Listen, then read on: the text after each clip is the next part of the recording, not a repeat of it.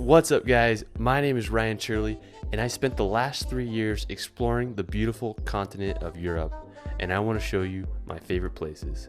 So here is my Europe top 10. Alright, so we're going to start this video off in the beautiful island of Zakynthos, Greece. I love this place so much that I've been back twice. Now to get there, you can either fly there direct from most European cities, or you can fly into Athens, Greece, and then take a short plane ride over. Zakynthos is notoriously famous for their shipwrecked beach. The story goes about in the 1980s, a cargo boat from Turkey was carrying illegal cigarettes and contraband, and the Greece Navy chased it into this cove and it ended up crashing, and then the sand over time built up around it, and it's made one of the most beautiful beaches in the world. So if you're near Zakynthos, you obviously need to go to this beach. What you can do is you can either take a little boat from the main town of Zakynthos, or you can go to a little port such as Porto Veromi. This is what I did, and pay about $20 and they'll take you to the beach. The boat ride there is absolutely phenomenal. You're gonna be mind blown when you see these cliffs. They are like over 1,000 feet high and they're just white rock, and I've never seen anything like it. So you get there on the beach. When I was there, it was fairly crowded, but it was just so mind-blowing. These cliff walls are just incredible. The water is so freaking blue. And then you can also climb up on the ship. Be careful, don't want to get tetanus with all that rust, but it's just a really cool experience. You can also get on top of the cliffs. You can just drive there. There's a little parking lot, and then you can hike around the area. Just be super careful. A lot of people fall off these ledges because they're being stupid, like me, taking pictures on the ledge or just not paying attention when they're doing a selfie. So be careful when you do that. Another awesome thing you can do in Greece is you can rent a boat. So when I went there my second time, Greece changed their laws, and if you're a US citizen, you couldn't get a car rental unless you had an international driver's license. So we couldn't rent a car, but we were able to rent a boat. So it cost us about $100, and we had it for 3 hours.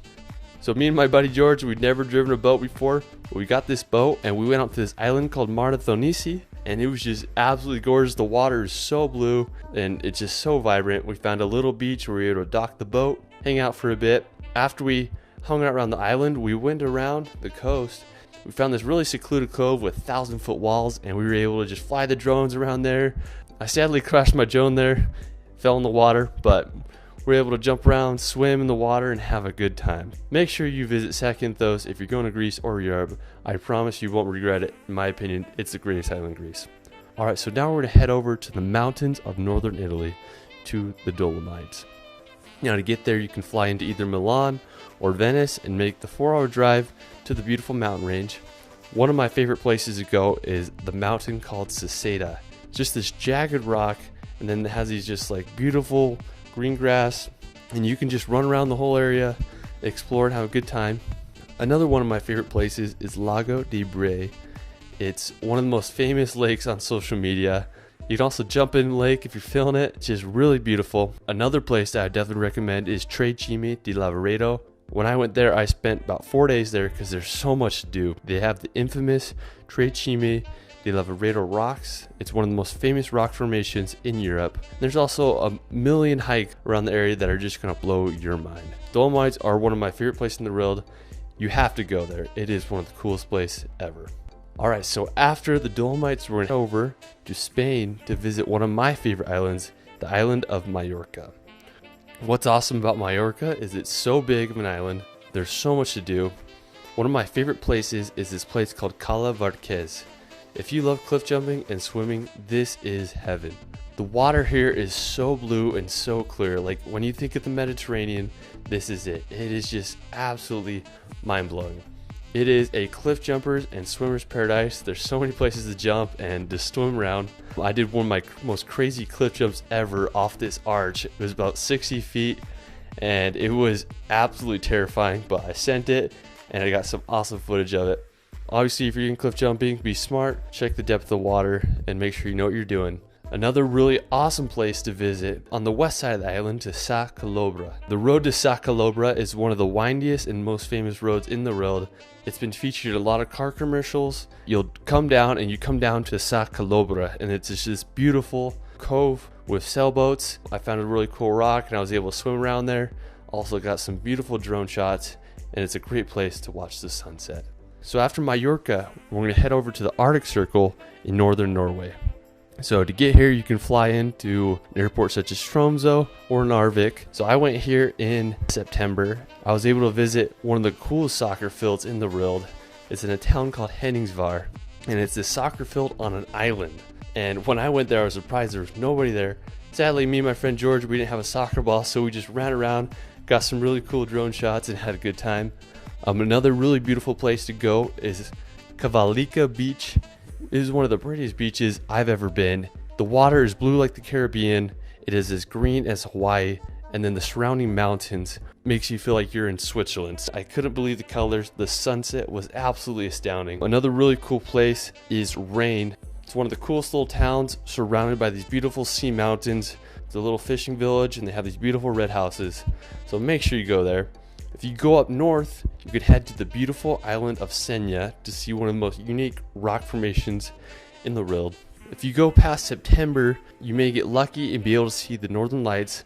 When I was there, I spent the night in Senja and I was able to see the Aurora Borealis. It was one of the most magical experiences of my life. I felt like a kid again. Northern Norway is worth the visit and I hope you can go there.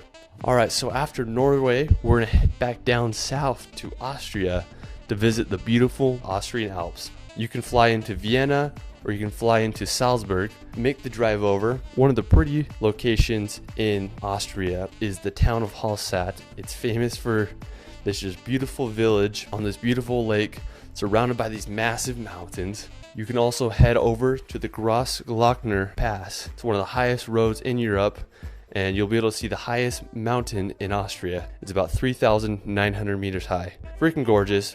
There's also a beautiful glacier. I think it's called Pastorius Glacier.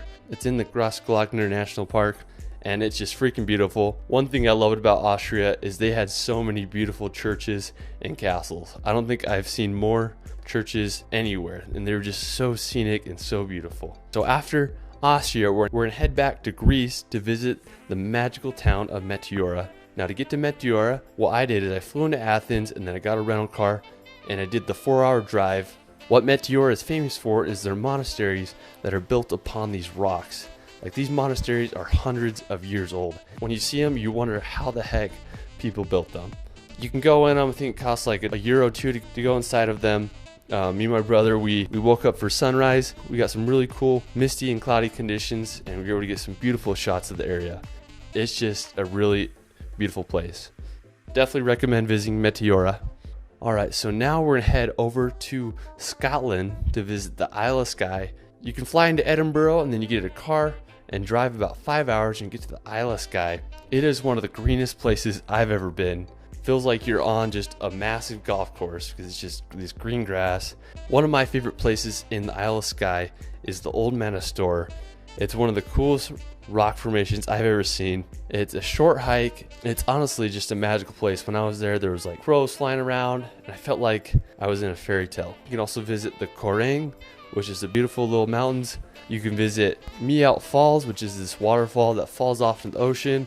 If you're a Harry Potter fan, you can also visit the Glenfinnan Viaduct, which is the train that's in the Harry Potter movies. That is just absolutely super cool.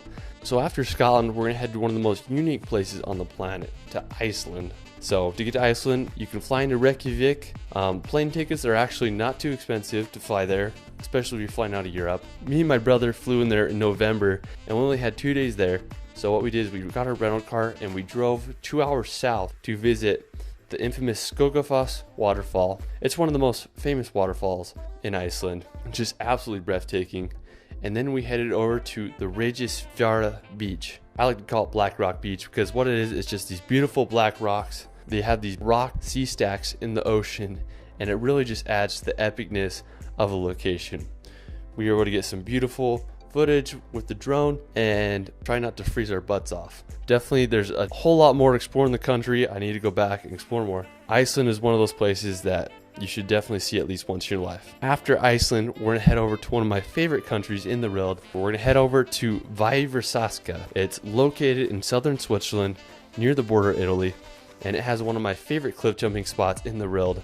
It's this bridge that's straight out of a fairy tale. It is just like so cool. It's about 30 feet high. I jumped off it a few times, did a few gainers. Super fun. It's some of the clearest river water you'll ever see in your life. Like it is so clear. I was able to jump in and I did some snorkeling. It was just a very rejuvenating experience. After Via Vesaska, we're going to head up north to the middle of Switzerland to visit the Jungfrau region. When you think of Switzerland, this is it. Massive mountains, beautiful Swiss houses, cows eating grass in the mountains. It is just absolutely scenic. Grindelwald is one of the towns in the Jungfrau region. It's famous for Mount Eiger. It is one of the biggest mountains I've ever seen. Just absolutely huge. Another beautiful place is Lauterbrunnen. It's a valley of over 75 waterfalls. It's where J.R.R. Tolkien got inspired for Lord of the Rings. It's seriously like the prettiest place I've ever been. There's also Wengen, which is a city that you can only walk there or take a train to because there's no cars. It has a beautiful view of the Lauterbrunnen Valley.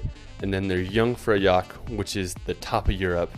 And it is just absolutely beautiful. While Switzerland is very expensive, I think everyone deserves a chance to see the beautiful Swiss country. Anyways, that is it for my top 10 places in Europe.